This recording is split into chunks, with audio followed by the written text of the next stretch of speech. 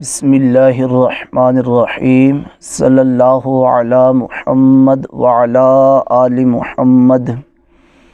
سیدنا جابر بن عبداللہ رضی اللہ تعالی عنہما سے روایت ہے، رسول پاک صلی اللہ علیہ وآلہ وسلم نے ارشاد فرمایا، اتقوا الظلم فإن الظلم ظلمات یوم القیامہ۔ اے لوگو، ظلم سے بچو، کیونکہ ظلم قیامت کے اندھیروں میں سے ایک اندھیرا ہے۔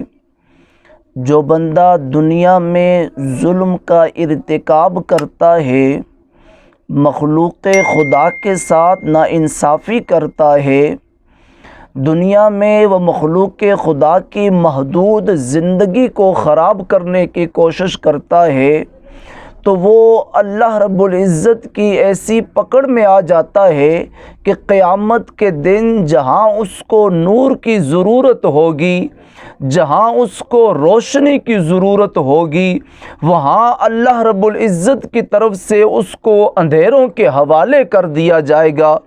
قیامت کے دن اس کو کوئی نور اور کوئی روشنی میسر نہیں ہوگی۔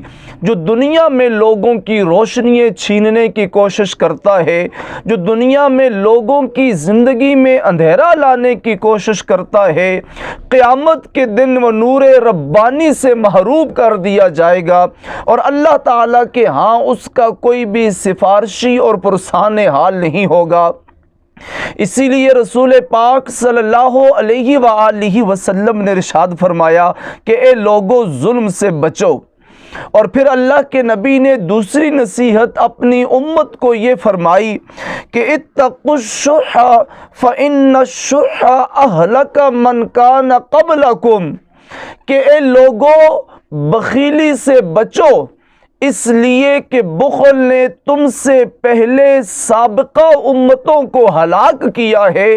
سابقہ امتوں کی ہلاکت کے اسباب میں سے ایک بڑا سبب ان کی بخیلی تھی، راہ خدا میں اموال کو خرچ نہ کرنا، مخلوق خدا کے لیے اپنے تجوریوں کے منہ نہ کھولنا، یہ بھی ان کی ہلاکت کے اسباب میں سے ایک سبب تھا۔